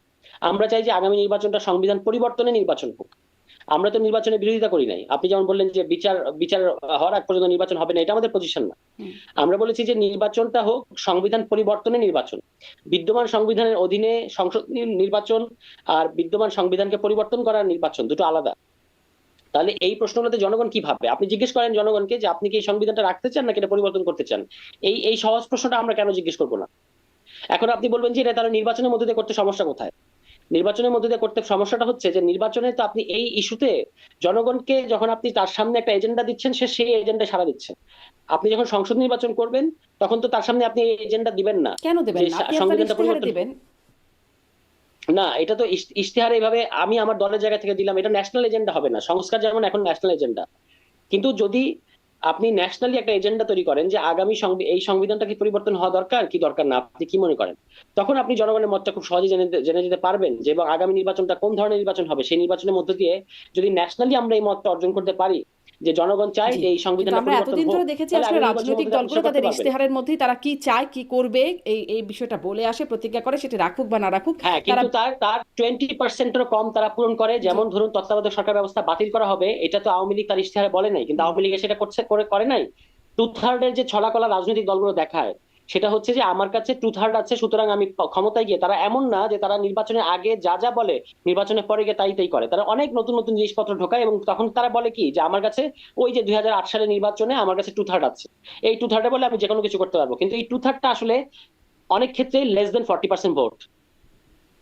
জি, জি, সারোয়ার তুষার, আমি আসলে এই প্রসঙ্গে একটু ববি হাজাজ আপনার কাছ থেকেও শুনতে চাই যে আপনি কি মনে করেন এই বিষয়গুলোতে, মানে অনেকগুলো বিষয় যেটার কথা বলছিলেন সারোয়ার তুষারও, সংবিধান মানে গণপরিষদ ভোট, এর আগেও আরও কয়েকটি বিষয় আসছে, স্থানীয় সরকার নির্বাচন না জাতীয় নির্বাচন আগে, বিচারের প্রসঙ্গ এসেছে, আওয়ামী লীগকে নিষিদ্ধ করবার প্রসঙ্গ এসেছে, এরকম কয়েকটি প্রসঙ্গই আসছে যেগুলো নিয়ে আপনাদের রাজনীতিতে ঐক্যমত হয় না। সেগুলোতে সবগুলোতে গণভোট করবার প্রয়োজনীয়তা আপনি দেখেন কিনা? আচ্ছা, এটাই আগে শুনে নিই, তারপরে প্রশ্নটা একটু করি, এটা একটু যদি সংক্ষেপে বলেন। দেখেন, অনেক সময় আমরা স্পেশালি তরুণেরা অনেকভাবে খুব আইডিয়ালিস্টিকলি চিন্তা করে ফর দ্য আইডিয়াল ওয়ার্ল্ড। এটা চিন্তার জায়গা থেকে ভুল তা না, কিন্তু এটার অ্যাপ্লিকেশনের জায়গায় অবাস্তবিক। অ্যাপ্লিকেশনের জায়গায় আমরা সবাই আইডিয়াল ওয়ার্ল্ডে বসবাস করতে চাই। আমরা চাই আমাদের দেশটা এত সুন্দর হোক, এত কিছু হোক, অনেক হুম। কিছু। বাট আমাদের আইডিয়াল ওয়ার্ল্ডে বসবাস করতে হবে। যেমন অনেক তরুণরা এখন বলছে যে আহ, আহ, তারা অন্তর্বর্তীকালীন সরকার বলছে না, তারা বলছে ইউনূসের সরকার আরো এত বছর লাগবে। বাট আসলে তারা বলছেন অন্তর্বর্তীকালীন সরকারের হয়তো আরো বৃদ্ধি করে, কারণ ইউনূসের সরকার বলতে কোনো সরকার হয় না। সরকার আমাদের এই যে ভুল ধারণাটা, হাসিনার সরকার, এরশাদের সরকার, না, সরকার আসলে একটা অনেক বড় জিনিস। সো একটা নির্বাচনে যখন যেতে, তখন দলগতভাবে ওই যে ম্যানিফেস্টো আপনি যেটা বললেন যে মানে তারা কি কি করবে এগুলো দেখে অনেক ব্যক্তি মিলিয়ে একটা নির্বাচন জেতা হয়। আনফর্চুনেটলি আমাদের দেশে স্পেশালি গত 15-15 বছর যেটা হয়েছিল যে পুরোপুরি একনায়কতন্ত্র, এবং এর আগে দু একবার যে ডিক্টেটরশিপ আসেনি, একনায়কতন্ত্র আসেনি তা না, বাট এটা বড় দাগে গত 15 বছরের, স্পেশালি গত 10 বছর অ্যাবসলিউটলি একনায়কতন্ত্র ছিল। সো সেখান থেকে যারা এর আগের বা অন্য জায়গার সম্বন্ধে একটু ভালোভাবে মানে গণতন্ত্র কিভাবে কাজ করে এটার সাথে ভালোভাবে পরিচিত না, তারা সবাই মনে করেন গণতন্ত্র বা এটা মানে যে জিতবে ওই একজন জিতবে, ট্রাম্প সরকার আসবে, ট্রাম্প সরকার এসে ট্রাম্প সরকারের মতো কাজ করবে। সো এখন আপনার যদি এটাও মনে হয় যে ট্রাম্প সরকার আসা উচিত বা সো অ্যান্ড সো সরকার আসা উচিত, তাহলে কিন্তু সো অ্যান্ড সো নির্বাচনে আসতে পারে। কারণ অরিজিনালি আমরা যখন অন্তর্বর্তীকালীন সরকারটা প্রতিষ্ঠিত হয় তখন এই আলোকে প্রতিষ্ঠিত হয়েছিল যে অন্তর্বর্তীকালীন সরকার নিয়ে আসবে জনগণের সরকার, এবং যেহেতু তাদের দায়িত্বে তারা নিয়ে আসবে, সো তারা কেউ নির্বাচনের অংশীদার হবে না। এখন আমরা মোটামুটি পরিষ্কার হয়ে গেছি মিনিমাম 2 থেকে 3 জন তো হবে, একজন এনসিপির প্রেসিডেন্ট আর দুজন যারা আগামীতে যে এনসিপিতে হয়তো জয়েন করবেন, মানে মিনিমাম 2 থেকে 3 জন সরকারের অংশীদার হবেন। তো 2 থেকে 3 জন সরকারের অংশীদার যদি হতেই পারেন, তাহলে জানবে পুরো সরকারের সবাই নেমে যান, কোনো অসুবিধা নেই, নেমে যান। আমি আমার জায়গা থেকে বলছি, অবভিয়াসলি আমি বলছি না সব পার্টি এটা অ্যাকসেপ্ট করবে, আমি সেটা বলছি না ভাই, আমি আমার জায়গা থেকে বলছি। কিন্তু তাহলে আপনারা যদি মনে করেন যে জনগণ ওই সরকারটা চায়, তাহলে ওনাদেরকে নিয়ে আসেন, ওনাদেরকে নিয়ে নির্বাচন করেন, তারপর জনগণের কাছে আমার কোনো অসুবিধা নেই ভাই।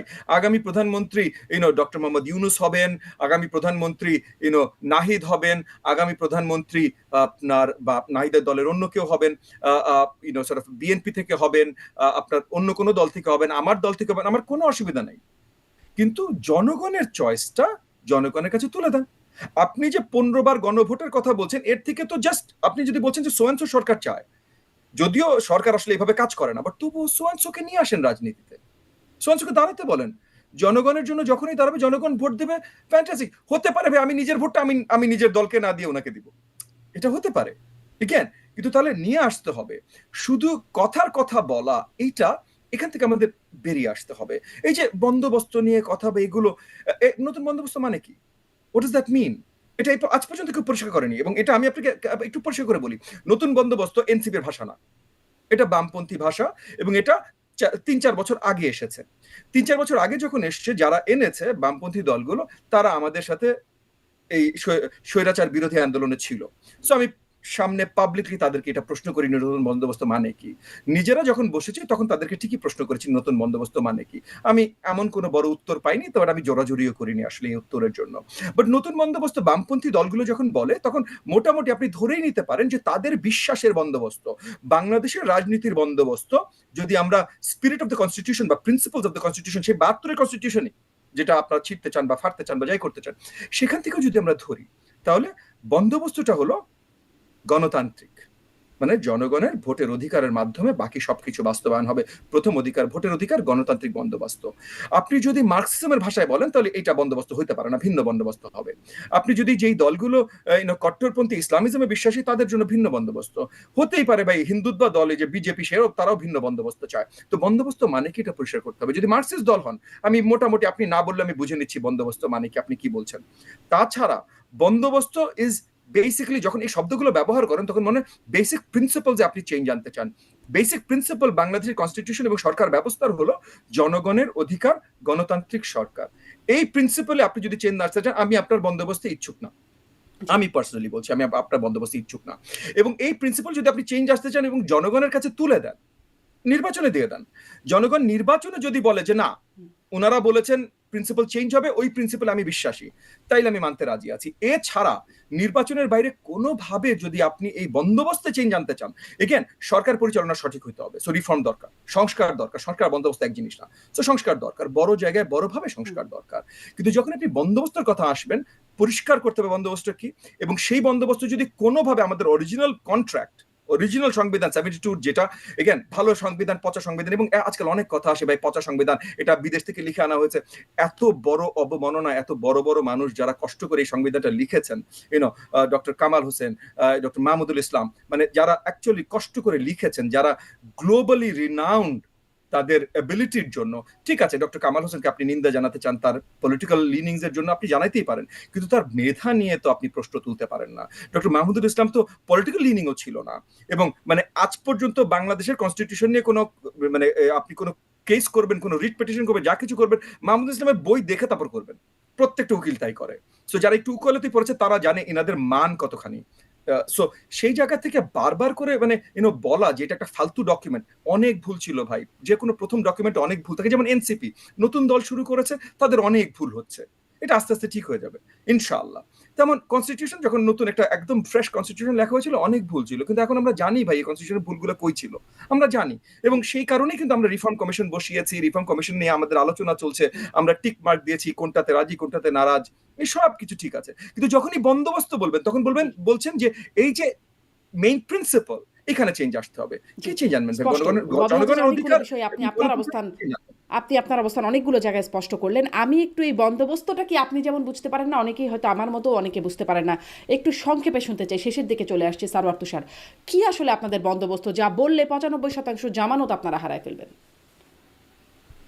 বন্দোবস্ত যেটা ববি ভাই বলেছেন গণতান্ত্রিক বন্দোবস্ত, আমরা এই গণতান্ত্রিক বন্দোবস্তের কথাই বলেছি। এখন গণতান্ত্রিক বন্দোবস্ত মানে শুধু ভোট না, শুধু নির্বাচন না।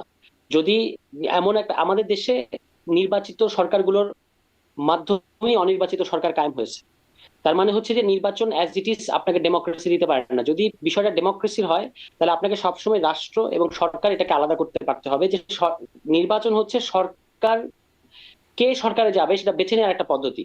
কিন্তু যে কাঠামোর মধ্যে, যে অ্যারেঞ্জমেন্টের মধ্যে বা যে বন্দোবস্তের মধ্যে নির্বাচনটা হচ্ছে, সেই বন্দোবস্তটা ডেমোক্রেটিক কিনা, এটাই হচ্ছে প্রশ্ন। আমরা দেখেছি যে এখানে ইনস্টিটিউশন গুলো স্বাধীনভাবে কাজ করতে পারে না, এবং এই কনস্টিটিউশন, ববি ভাই অনেকগুলো কথা বলেছেন, আমরা তার সাথে মানে আমি রেসপেক্ট করি তার মতামতকে। কিন্তু এটা তো ব্যক্তি নিয়ে আলোচনা না। ডক্টর কামাল কিংবা আরো যারা যারা এই সংবিধান প্রণয়নের সাথে জড়িত ছিলেন, তারা ব্যক্তি হিসেবে অনেক বড়, উই স্যালুট দেন, কিন্তু আমরা তো একটা পদ্ধতি নিয়ে আলোচনা করছি। এবং একটা এরকম কি পৃথিবীতে কি বাংলাদেশে বাংলাদেশের অন্য কোনো দেশ কি সংবিধান পরিবর্তন করা দরকার পড়লে পরিবর্তন করেন নাই? বা এই যে আপনি বললেন যে অনেকগুলো প্রশ্ন এসেছে, সেই মানে অনেকগুলো ভুল ধরা পড়েছে এই সংবিধানের, সেগুলো ঠিক করতে হবে। তো ঠিক আমরা তো বলছি হ্যাঁ ঠিক করেন, এবং সেটা স্প্রেডশিটের মধ্যে দিয়ে এসেছে তো সংবিধানের কি কি বিষয় আমরা ঠিক করতে চাই। আমরা বলেছি এই ঠিকটা আপনি কোথায় করবেন, সংসদে করবেন না গণপরিষদে করবেন? তো যারা মানে সংসদে করাটাকে ঠিক মনে করছে না, আমরা তাদের সাথে ডিফার করে বলছি গণপরিষদ শুড বি দি হাউস যেখানে এটা পরিবর্তন করা। তো গণপরিষদের অসুবিধাটা কোথায়? যদি নির্বাচনে যদি প্রশ্ন হয়, আমাকে নির্বাচন দিতে হবে এবং নির্বাচনের মধ্যে দিয়ে সরকার আসতে হবে, তাহলে গণপরিষদ নির্বাচনের সমস্যাটা কোথায়? গণপরিষদ নির্বাচন, যারা বলছেন যে গণতন্ত্রকে আহ দূরে সরানো একটা পায়, তারা তারা ঠিক বলছেন এরকম আমাদের কাছে মনে হয় না। কারণ আমরা বরং বলছি যে আমাদের নির্বাচনগুলোকে, সংসদগুলোকে ডেমোক্রেটিক করতে হলে আপনাকে গণপরিষদ নির্বাচনের মধ্যে দিয়ে এই সংবিধান পুরোপুরি নতুন লিখুন, অথবা এই সংবিধানকে আপনি কিছুটা সংস্কার করেন, যেটাই করেন সেটা আপনি গণপরিষদের মধ্যে দিয়ে করবেন, এবং তার মধ্যে দিয়ে আমরা একটা ডেমোক্রেটিক অ্যারেঞ্জমেন্ট, ডেমোক্রেটিক বন্দোবস্তে যেতে পারবো। তার অধীনে নির্বাচনগুলো হবে বাংলাদেশের পরবর্তীতে। সেই নির্বাচনগুলোর মধ্যে দিয়ে আসা সরকার আর ক্ষমতা, মানে তাকে আর কখনো ক্ষমতাচ্যুত করার ক্ষেত্রে বাধ্য করতে হবে না। পিসফুল ট্রানজিশনের একটা পদ্ধতি থাকবে। আমরা এখনো পিসফুল ট্রানজিশন অফ পাওয়ারে কোনো একটা সর্বজন মানে গ্রহণযোগ্য একটা পদ্ধতি আবিষ্কার করতে পারি নাই, সেখানেই এই সংস্কারের প্রসঙ্গগুলো জি, আসছে। কেন আমরা সেখানে আপনারা মনে করেন যে বন্দোবস্ত এবং 95% জামানত আপনারা হারাবেন এই বন্দোবস্তগুলো যদি 6 মাসের মধ্যে বাস্তবায়ন করতে চান? না, আমরা তো এটা মনে করি না। আমরা কি বলেছি আমরা এটা মনে করি? এটা আমাদের মধ্যে একজনের মতামত। ধরুন বিএনপির মধ্যে এরকম নাই। আপনি দেখেছেন যে আওয়ামী লীগ প্রশ্নে রিজভী সাহেব একটা একটা মন্তব্য করেছেন এই সম্প্রতি।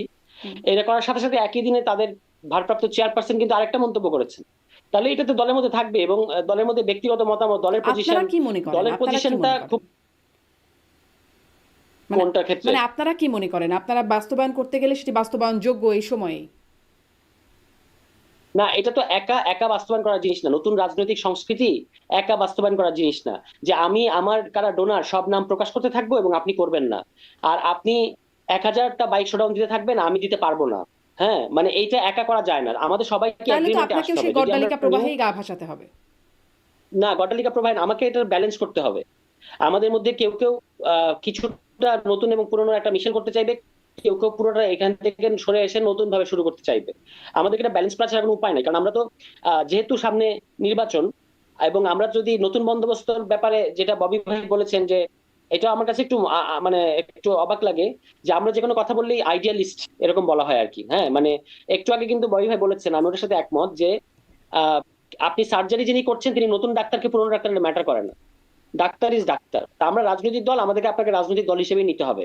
আমরা বয়সে অপেক্ষাকৃত তরুণ, এই জন্য আমাদের সকল কথাবার্তা যুক্তিহীন এবং আবেগ প্রসূত এরকম মনে করাটা আমাদের জন্য একটু ইনসাল্টিং হবে। মানে এটা ববি ভাই বলেছেন, আমি সেটা বলছি না, আমি বলছি এটা আমি চারিদিক থেকে দেখতে পাচ্ছি, ইন দ্য নেম অফ না, অভিজ্ঞতা, কিন্তু যে আমরা আপনারা খুবই অভিজ্ঞ গণ আর এই তরুণ অভ্যুত্থানের মাধ্যমে আসছেন, নাই। আপনারা বিপ্লবের কথা বলে আসছেন, আপনারা নতুন বন্দোবস্তের কথা বলে আসছেন, আপনাদেরকে তো একটু ডিফারেন্টলি ট্রিট করবেই না? আপনাদেরকে একটু পুরনো রেওয়াজ অ্যাবসলিউটলি ফলো কোনো করবেন, অসুবিধা সেটা নাই, করলে তো কোনো প্রশ্ন করবেই। না না কোনো অসুবিধা নাই, কোনো অসুবিধা নাই, করতে হবে। আবার এই যে বাস্তবতাটা আপনাকে আগামী ডিসেম্বরে, এই ডিসেম্বরে কিংবা মার্চের মধ্যে যে অনুষ্ঠিতব্য যে নির্বাচন, সেই নির্বাচনে এই তরুণরা অংশ নেবে, এটা খুবই স্বাভাবিক, আপনি আটকাতে পারবেন না। তখন নিশ্চয়ই। তারা দুটোর মধ্যে একটা ব্যালেন্স করবে, এবং তারা যখন তারা আরো পাওয়ারফুল হবে, অর্থাৎ রাজনৈতিক দল হিসেবে কিংবা রাষ্ট্র ক্ষমতায় জনগণের ভোটে যেতে পারবে, তখন তারা রাজনৈতিক সংস্কৃতি যেটা তারা বদলাতে চায়, সেটা তখন বদলানোর জন্য আরো, এখন তো আপনি একা বদলাতে পারবেন না, কারণ মাঠের ইকুয়েশনে আরো যে 3-4টা রাজনৈতিক দল আছে, তারা সম্মিলিতভাবে আপনাকে বিরোধিতা করবে। হুম। যেমন ধরুন এই কনস্টিটিউশনের প্রশ্নে, এই কনস্টিটিউশনে আমরা বদলাতে চাইছি, অন্যান্য সকল রাজনৈতিক দল একত্রিত হয়ে এটা বিরোধিতা করছে না, হুম। তাহলে আপনি কিভাবে নতুন বন্দোবস্ত করবেন?